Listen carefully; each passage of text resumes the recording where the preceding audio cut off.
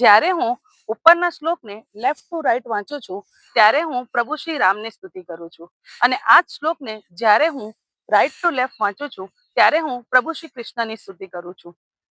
This is a day 3 for the national language of Sanskritam. Left to right is about Sri Ram and right to left is about Sri Krishna. આ પ્રકારની રચનાને વિલોમ કાવ્ય કહે છે, અને આ શ્રી રામકૃષ્ણ વિલોમ કાવ્ય છે.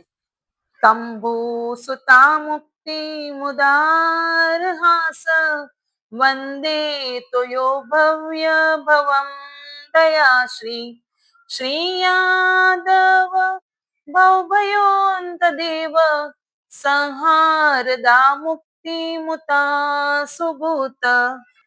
14મી સદીમાં દેવજ્ઞ સૂર્ય કવિ દ્વારા આ કાવ્યની રચના કરવામાં આવી હતી.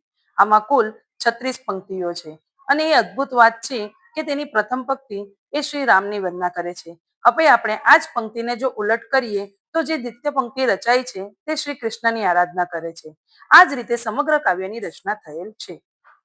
અન્ય ભાષામાં પણ પેલિડ્રોમ એટલે કે વિલોમ કાવ્યની રચના મળે, પરંતુ બંનેના અર્થ વિભિન્ન થાય એ શક્ય નથી, અને આવા ઓરા એ ફક્ત માતા સંસ્કૃતમનો જ છે.